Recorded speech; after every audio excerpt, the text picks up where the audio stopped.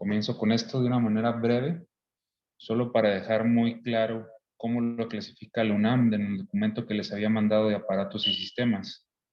Todo debe tener un orden y una organización, y desde un átomo hasta llegar a un mecanismo o un organismo complejo, es como se van a ir agrupando los niveles de cada estructura, órgano o aparato que estemos presentando. Unos pueden ser del mismo tipo de tejidos como ven en la ilustración, músculos y hueso, y otros pueden ser tan diversos y tan complejos como el sistema endocrino, que no tienen un mismo tipo celular ni un mismo tipo de orden como lo tiene el aparato digestivo. Estos niveles de organización me es muy importante que les quede claro, porque si no, ustedes mismos después facultan, certifican y dan veracidad a que la moringa, el inmunocal, pueden curarlo todo en una sola dosis, y eso sería un verdadero fracaso desde mi punto de vista, porque se dan cuenta que cada organismo funciona diferente y no todos tienen el mismo orden o comportamiento. Es muy, muy importante que esto lo sepan por lo siguiente: tan complejo como sea el sistema, tan complejo como va a ser el resultado. Ya habíamos dicho que la diferencia entre un aparato y un sistema es que sean homogéneos cuando es un sistema, es decir, iguales, que sean semejantes o que tengan un mismo origen embriológico. Y aparato tiene la característica que sean heterogéneos. Y en algunas bibliografías pueden empatarse como sistema urinario o aparato urinario, lo pueden clasificar como ambos porque es mixto, y eso empieza a ser una confusión en varios de ustedes, incluso de nosotros como adscritos o ya médicos titulados y médicos especialistas, por esta ambigüedad que existe. La UNAM, junto con la Asociación Española y Europea de Tratados de Medicina, basados en bibliografías francesas, lo clasificó en esto. Si ustedes le preguntan así de bote pronto a cualquiera, les va a decir que son 11 aparatos y sistemas. Y eso es un error. Solo tenemos 6 aparatos y tenemos 9 sistemas.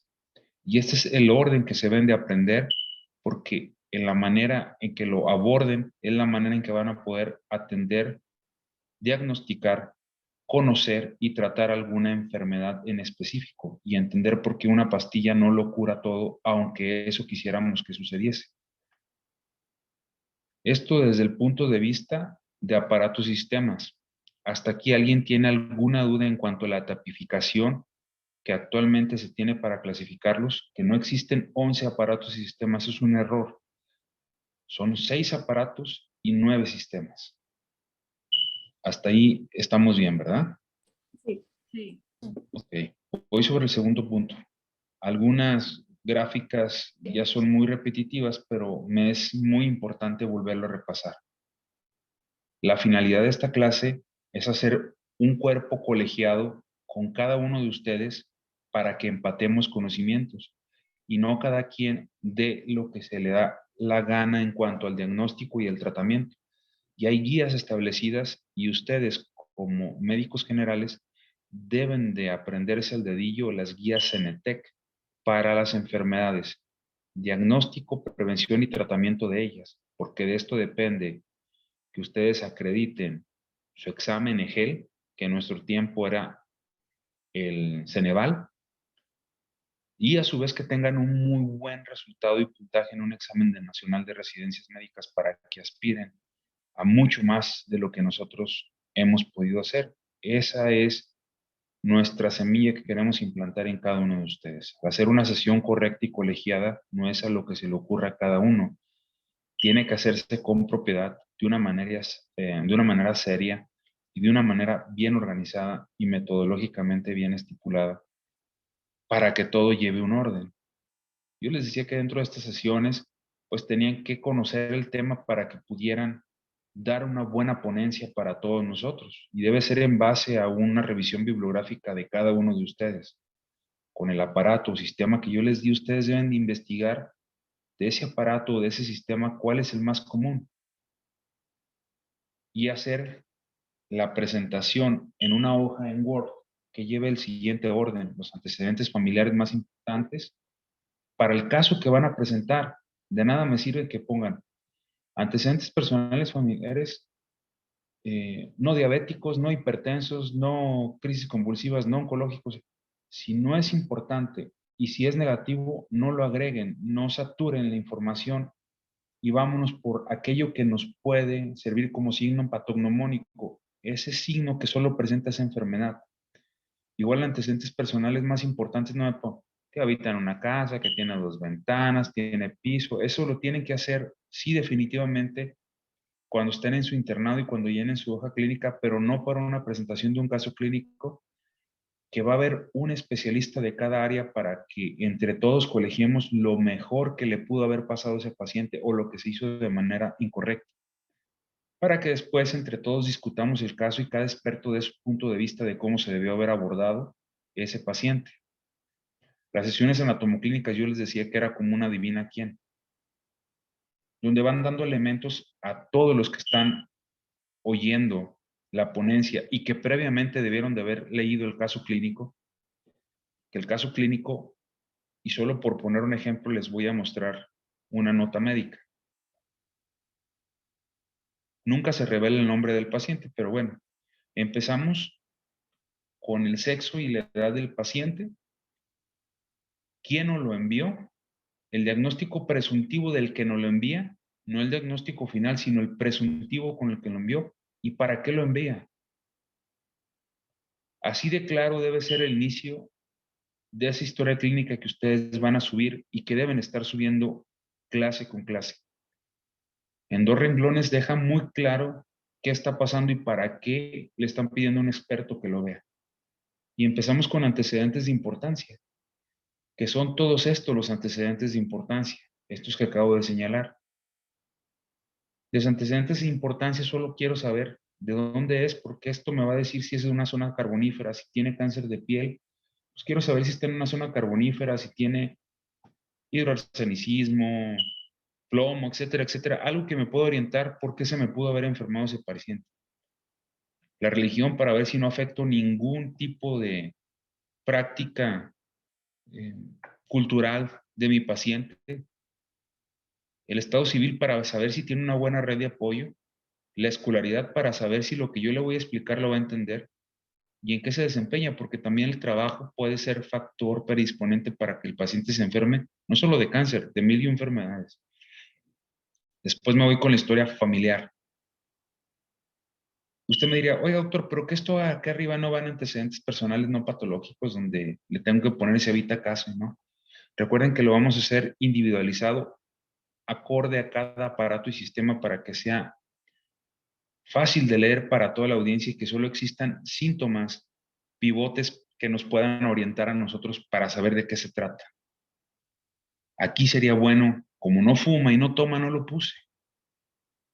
Pero ustedes sí lo deben de agregar. Si sí fumo, sí toma para sacar el índice tabáquico y el índice de ingestas de alcohol. Dentro de los antecedentes heredofamiliares, si estamos hablando de tiroides, voy a dedicarme a ver si el paciente tiene o no antecedentes de tiroides. Si estoy hablando de cáncer, si tiene o no antecedentes de cáncer. Dentro de los antecedentes personales patológicos empezamos con las enfermedades crónico-degenerativas, no que si tuvo gripa o que si le dolía la cabeza y no sé qué tantas cosas me han puesto ahí. Son solo enfermedades crónico-degenerativas, no otro tipo de enfermedades en antecedentes personales patológicos. Si es un niño, solo se ponen las enfermedades propias de la infancia. Después viene el antecedente quirúrgico. ¿Qué tantas veces lo han operado? Antecedente quirúrgico abreviado es esto. En sus notas, según la norma oficial mexicana de salud, no deben de poner abreviaturas. Esto es para escoleta y si ponen abreviaturas tienen que poner a un lado qué significa. Dentro de los antecedentes heredofamiliares y antecedentes personales patológicos que ya los describieron y después los quirúrgicos, van a poner el número de operaciones que han tenido en orden cronológico, desde la más antigua a la más reciente, como lo ven aquí. Y después si es alérgica o no a algún medicamento, etcétera, etcétera. Después sus antecedentes ginecológicos con el siguiente orden. ¿A qué edad tuvo su primera regla? ¿A qué edad tuvo su primera vida sexual activa? Sus ciclos menstruales, cuántas parejas sexuales, cuántas gestas, cuántos partos, cuántos abortos, cuántas cesáreas, métodos de planificación familiar por orden, el último paniculado y la mastografía. Y luego ya iniciamos con el caso que nos añade o que nos involucra a nosotros. Por ejemplo, aquí la paciente pues dice que sintió una bolita y que fue una detección oportuna de cáncer de mama. Ponemos la fecha, ponemos con qué estudio se la diagnosticó y como no tenemos nada que evidencie lo que nos está diciendo el paciente, ahí yo lo refiero. No contamos con ese reporte para dar veracidad a lo que nos está diciendo, pero noto lo que el paciente me dice. No se palpaba nada, fue con su médico familiar y hago una breve reseña de lo que fue pasando. Pongo la biopsia y aquí pongo el reporte de la biopsia, que es lo que me interesaría, si el caso sí lo permite, con ustedes. Que pongan todo el reporte de la biopsia para poder llegar a este nombre y apellido tan importante para saber de qué tipo de tumor se trata, qué características tiene, el grado, etcétera, etcétera, etcétera. Igual con cada uno de los tejidos, sea o no oncológico el paciente. Pongo los estudios que me llevan a confirmar mi diagnóstico. Y después pongo, en ese momento en que la vimos, cómo es que se sentía la paciente para dar más elementos al motivo del por qué estamos haciendo esa sesión colegiada o esa sesión anatomoclínica. Enseguida pongo la exploración física, que va de arriba hacia abajo y de dentro hacia afuera. Estas son unas escalas que no todos los pacientes van a utilizar, que es el ECOG y el KPS. Sirve para pacientes seniles, pacientes con riesgo de complicación y pacientes oncológicos. Después me continúo con todo lo que tenga que ver con el estado neurocognitivo y las funciones mentales superiores. De esta manera me ahorro, orientado en sus tres esferas, con buena implantación de cabello, etcétera, etcétera, etcétera, me voy a lo significativo.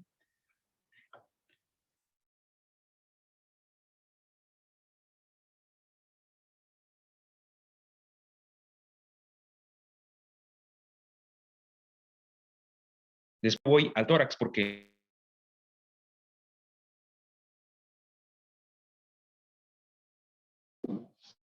Listo.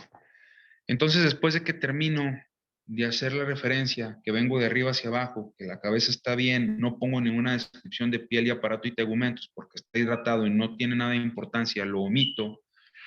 Y luego me voy al tórax y de tórax yo quiero saber si tiene algún síndrome pleuropulmonar de importancia en caso de que estuviéramos hablando de respiratorio. Y después de pleuropulmonar me voy al cardíaco. Si no tiene nada cardíaco, enseguida me voy a abdomen. Después de abdomen me voy a genitourinario. Después de genitourinario a locomotor o locomotriz. Y después de locomotriz, que tiene buen tono y fuerza, y no lo pongo porque obviamos eso, porque sabemos que está correcto, me voy a alguna alteración de la piel o algo en específico que pudiera ser significativo para el caso. Enseguida me voy por los estudios y pongo referencias de los estudios sin interpretación y hasta ahí me quedaría yo en la presentación del caso clínico para que todos lo leyeran y en conjunto en la sesión colegiada hiciéramos esto. Con todos los hallazgos, en estos pequeños renglones dejo claro qué es lo que tiene, qué es lo que se le ha hecho y qué es lo que le vamos a hacer nosotros. Pongo este ejemplo porque en este juego de adivina quién, a veces nos perdemos o se pierden cuando lo están presentando. Yo les decía y les ponía el ejemplo de Goku, ya les mandé yo la historia clínica y ustedes se ponen a investigar y dicen, no, pues en verdad se parece a estos tres personajes, pero el que empata con la imagen es esto por este motivo, por este criterio mayor, por este criterio menor, por este signo patognomónico, por esta imagen de laboratorio, por esta imagen de resonancia magnética. Y por eso, doctor, decimos que es este diagnóstico. Dentro de la ficha de identidad, cuando es importante, les hice una pequeña reseña de lo que nosotros nos interesa para que hagan un algoritmo mental y vayan descartando una cosa u otra. Y cuando se hagan su comentario en la revisión, lo puedan hacer de manera científica, elocuente, con razonamiento, para que no se pierdan, porque después no, se le pierde el interés y el motivo a esto. Y aunque no sea de mucho interés como otras materias, de aquí se parte el que ustedes puedan hacer una presentación y les va a tocar como internos llegar a otro servicio y hacer una interpretación o una interconsulta y tienen que saber dirigirse de manera correcta sin enredar tanto lo que les manda. Digamos que ya están en su internado, están en cirugía y el residente de mayor jerarquía o el médico de base les dice, vayan a pedir la interconsulta a, no sé, a nefro. Llegan ustedes con el nefrólogo, les dicen que vienen del servicio de cirugía y cuando lo están presentando no saben la manera correcta y el orden de cómo presentarlos y los mandan por un tubo. Y eso sería catastrófico. Por eso quiero que aprendan el orden de cómo es una sesión anatomoclínica, porque también es la práctica de cómo se debe presentar. Es muy importante que se aprendan el horizonte clínico, porque en la mayoría de la presentación de los casos se dejó de hacer esto. Este escalón del horizonte clínico nos deja claro si el periodo es prepatogénico, si es pospatogénico, si es algo que tenga una prevención primaria, secundaria o terciaria y en qué parte de este ciclo va. Por eso yo les pongo la escalera para que me pongan el tiempo, no solo de la radiografía, si lo que haga, sino para que se pueda entender todos en qué parte está. Si en un periodo propatogénico, cuando apenas está adquiriendo el agente afector, o ya cuando se desencadenó el problema.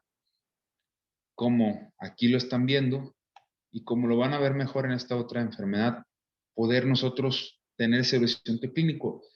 Y mis clases siempre van orientadas hacia este escalón, porque la mayoría ya desarrolló algún síntoma importante.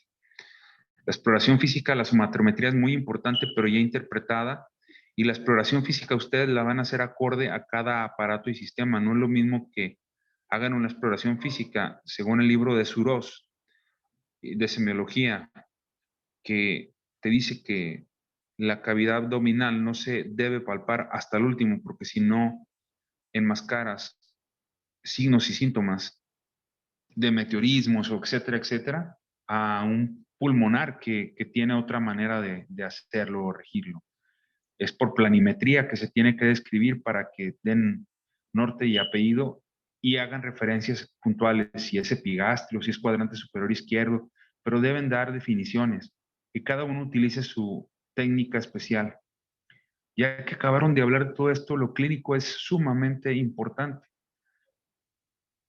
Y si se trata de algo quirúrgico, pues el clínico le va a pedir la valoración a estos. Y esto me lo voy a saltar para que podamos llegar al siguiente caso. Imagen. Me tienen que referir y apoyarse con alguien que sepa de imagen para que hagan una presentación adecuada. Por ejemplo, eso es una radiografía y no se vale que digan, pues ahí la imagen A dice que, pues ahí tiene datos de niveles hidroaéreos y ya se acabó. Sí, pero hay algún signo patognomónico, hay un pico del oro, hay un bocado de Adán, hay una pila de monedas, o sea, ¿qué signo patognomónico por imagen es el que ahí se tiene que ver? Y es el que ustedes tienen que presentar y decir, bueno, ahí veo una placa de abdomen, de pie o de cúbito, AP o PA. eh, Todo eso lo tienen que describir para que la audiencia sepa cómo es la manera correcta de presentarlo. Igual con el eco, está una imagen con reforzamiento, hay un eco hipoecoico o hiperecoico y describirlo con tal precisión. Ese es un corte coronal de una tomografía axial computarizada con doble contraste y aquí una resonancia magnética. Entonces, todo lo deben presentar con propiedad y forma para que la audiencia pueda conocer lo que están diciendo. Si ese caso amerita algo quirúrgico, deben de describir qué técnica quirúrgica se utilizó y qué fue lo que dijo el cirujano, si es candidato o no a operarse.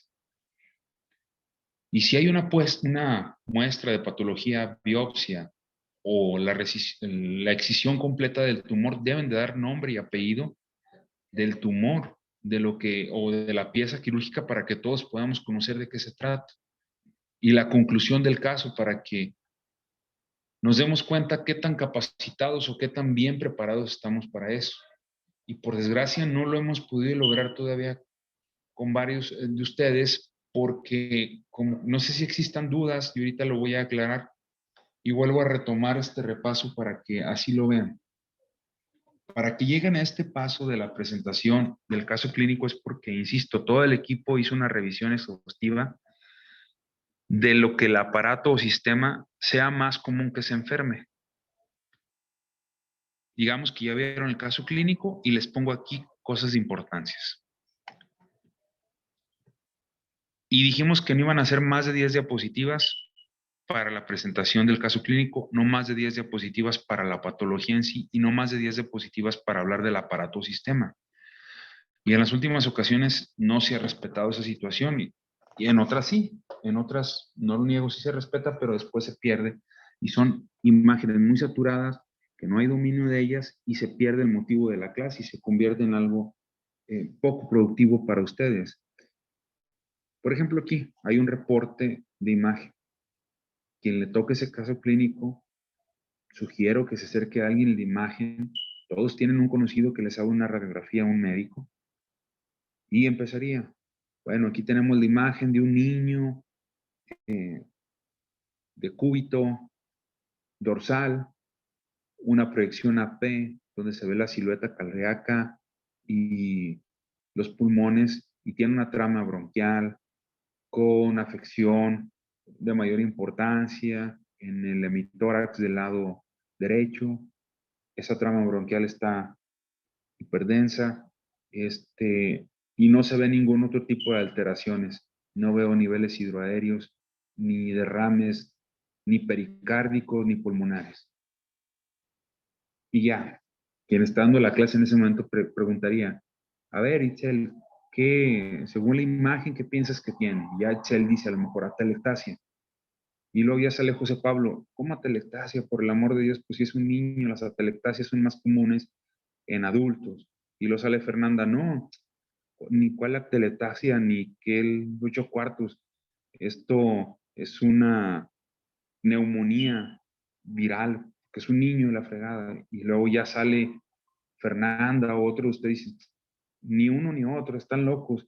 Este tipo de enfermedades no hay neumonías en niños, son bronquiolitis.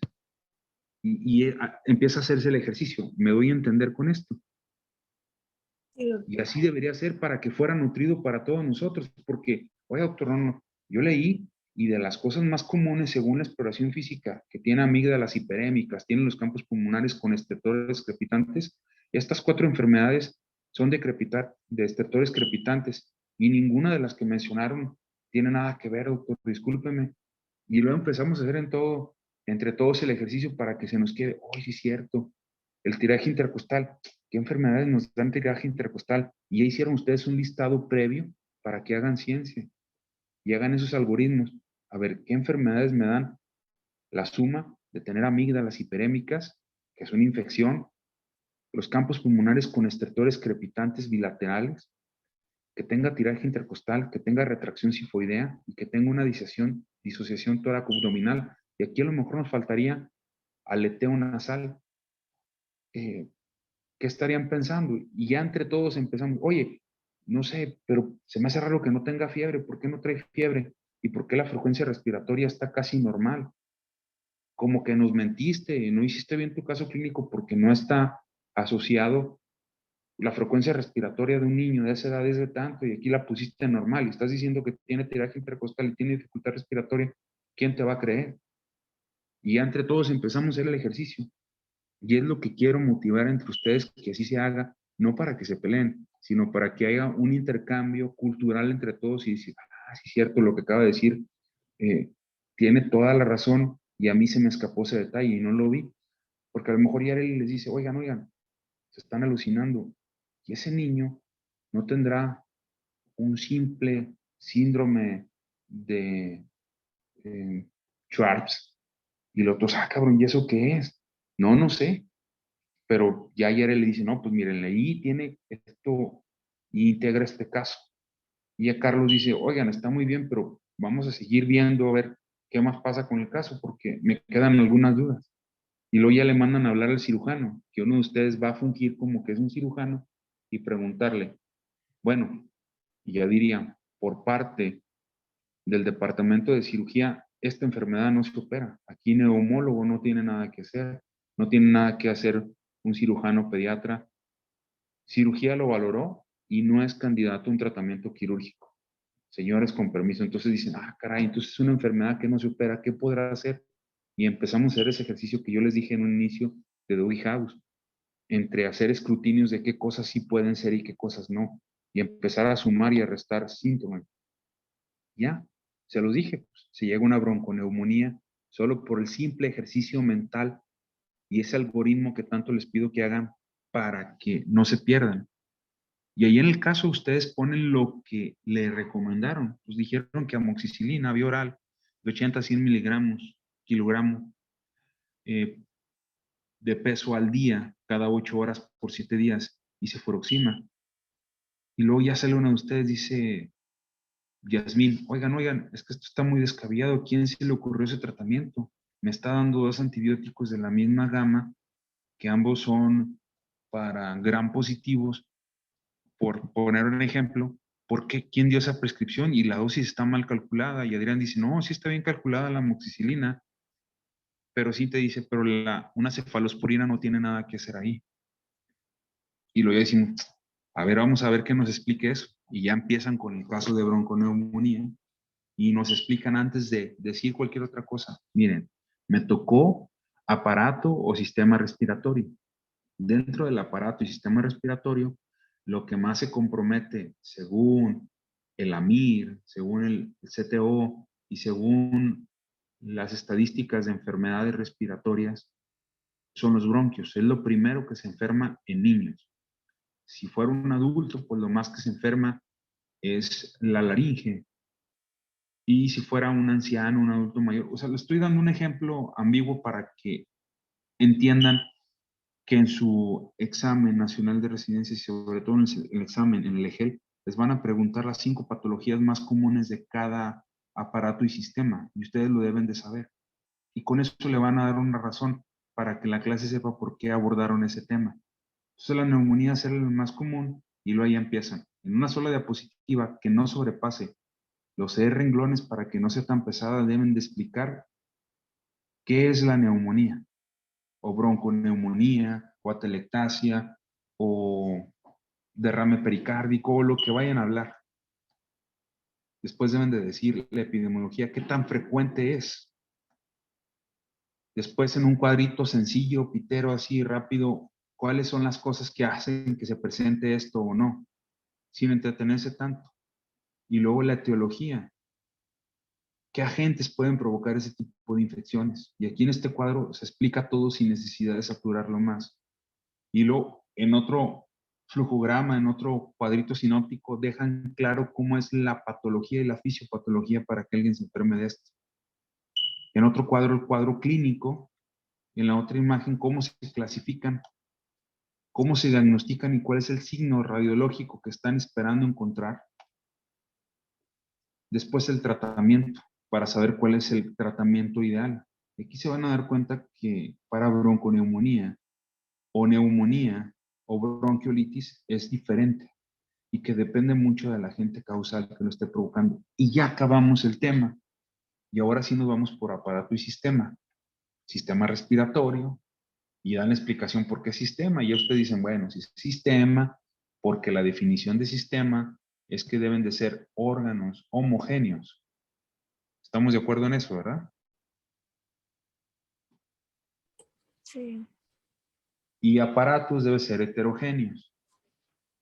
Entonces, y en la clasificación, doctor, que nos mostró y todo eso, por eso se queda como sistema respiratorio. La definición etimológica de respiratorio es res por respirum y meritorio por metro o lo que sea cada una de las cosas. Y luego ya se van desde su origen embriológico. ¿Cuál es la capa grande? Y eso es donde ustedes deben de meter de todo lo que hemos visto hasta el día de hoy. ¿Cuál es la capa germinativa de cada aparato y sistema que vamos a ver en el examen? Si me voy al respiratorio, no quiero que me den toda la fisiología y toda la embriología del origen. Solo quiero que me digan si es del ectodermo, mesodermo o endodermo. Y ya. Y hay tejidos que son dos. Por ejemplo, aquí es endodermo y mesodermo. Su pregunta en ese examen sería, ¿origen embrionario del sistema respiratorio? Es mixto, doctor, es endodermo y mesodermo. Y ya tienen su respuesta, no tienen por qué elaborarla tanto. No me tienen que decir que se deriva del suco primario, etcétera, etcétera, etcétera. Con eso que me digan es suficiente.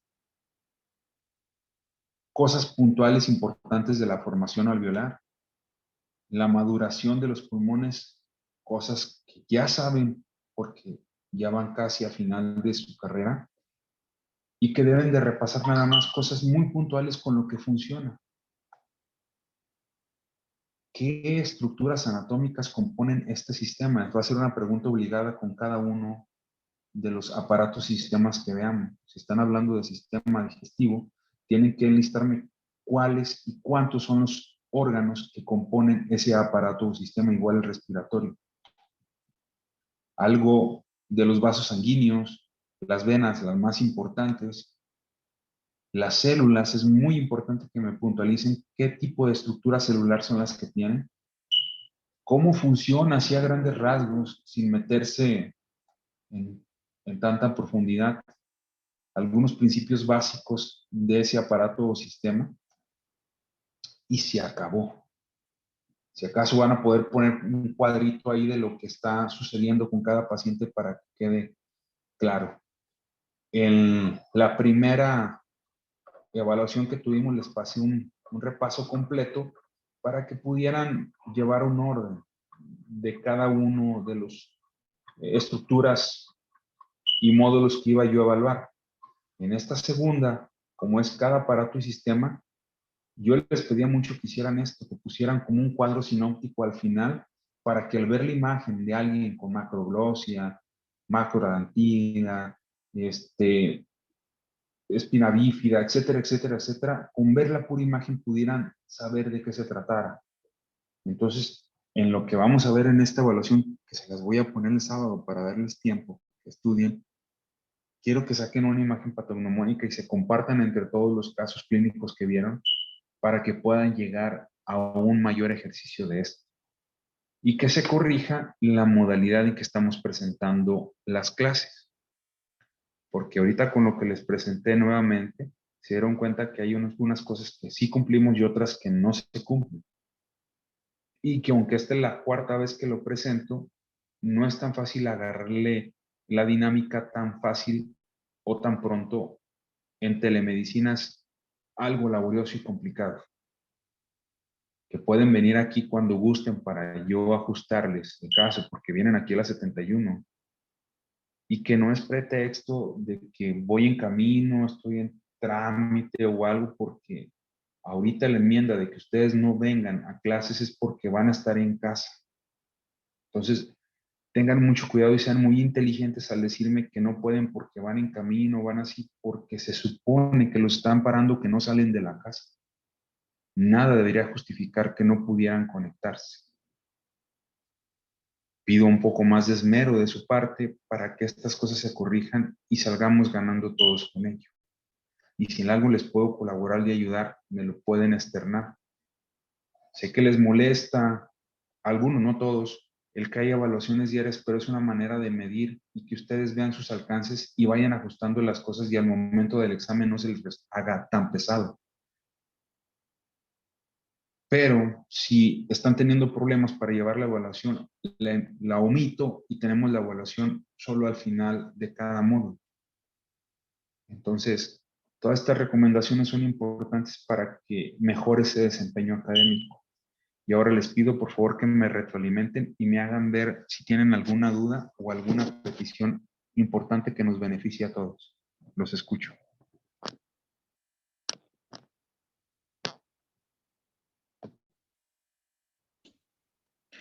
Pues yo sería con las evaluaciones de que se hicieran las evaluaciones y las revisiones, porque a veces como que no se hacen y yo me confundo si estaré bien, estaré mal. Yo por ese caso pues me pierdo bastantillo. Ok, doctor, muchas gracias. Yo también soy partidario de lo que usted me menciona, de que se haga una retroalimentación para que midan sus alcances y a lo mejor donde hay un área de controversia, yo les pueda colaborar para que puedan entender el por qué fue verdadera o falsa una respuesta y en base a qué. Desde luego conocimiento, porque puede haber ocasiones en que algo esté equívoco y tengamos una fuente de información fidedigna y todos aprendemos de ello. Yo también comparto esa idea.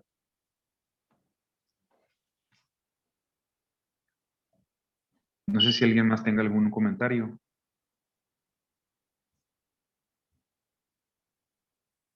Bueno, yo no. Dígame. No, que yo no tengo ningún comentario. Ok.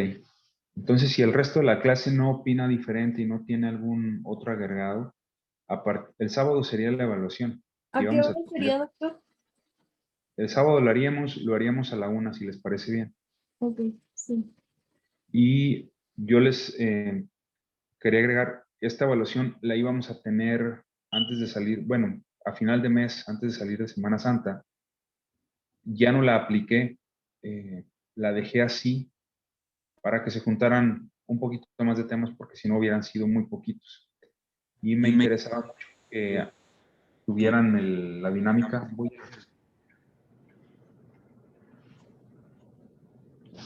Tuvieran esta dinámica para que puedan.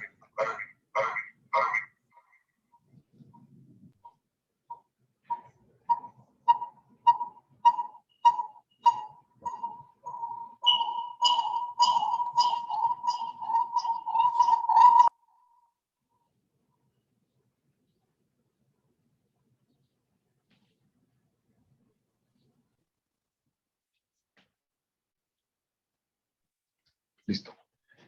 Para mí es muy importante que tuvieran el ejercicio de retroalimentación para que todos pudiéramos sacar este beneficio, pero si no hay ningún inconveniente por ninguno de ustedes, el sábado tenemos la evaluación de retroalimento desde antes, como les he hecho desde que nos conocimos. Les comparto las calificaciones, ustedes las conocen primero antes de que las suba. Y a partir del lunes, el sábado le reparto ya las clases para que sepan ustedes quién le toca.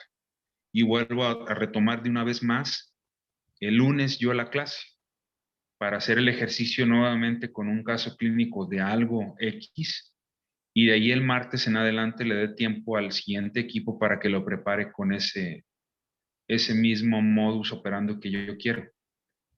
Ya les pongo la evaluación y se las voy retroalimentando para que a partir del martes en adelante hasta lo que termina el semestre nos vayamos en esa modalidad.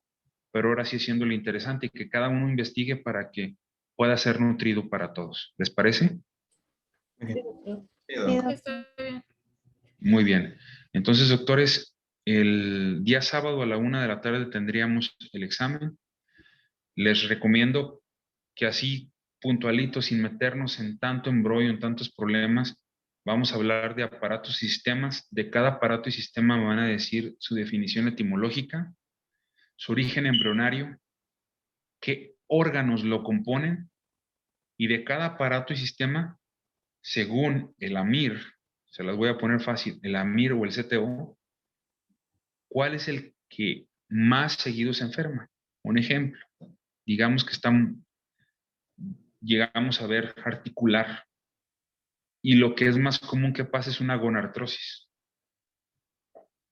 Todos van a saber que es la enfermedad más común de eso. Igual, si estamos hablando de digestivo, y de digestivo lo más común es que se enfermen de la vesícula biliar, vamos a hablar de colecistitis. No lo voy a hacer tan elaborado.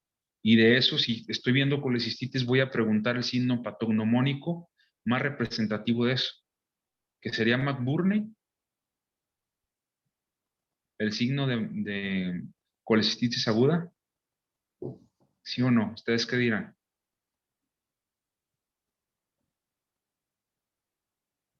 Lo investigo, doctor, y le digo, muy bien. Entonces, de cada uno me van a decir el signo patognomónico de esa enfermedad en específico. Si estamos hablando de una coledocolitiasis, tiene un signo patognomónico que solo les presenta. Y no nos vamos a meter más allá. ¿De acuerdo? Va a ser un examen sencillo, que es muy fácil de responder y que no van a ser más de 25 preguntas. ¿De acuerdo? Muy bien, mi doc. Ok, doctor. Gracias, doctor. Muy bien. Entonces, el sábado nos vemos a la 1 para su evaluación. Ese mismo día les retroalimento y ese mismo día les doy los temas que continúan. El lunes yo me hago cargo de la clase y del martes en adelante ustedes. Sí, doctor. Muy bien. Muy bien. Que tengan bonito fin de semana, doctores. Nos vemos, si Dios quiere, el sábado. Igualmente. Gracias, doctor. Hasta luego. Hasta luego. Hasta luego.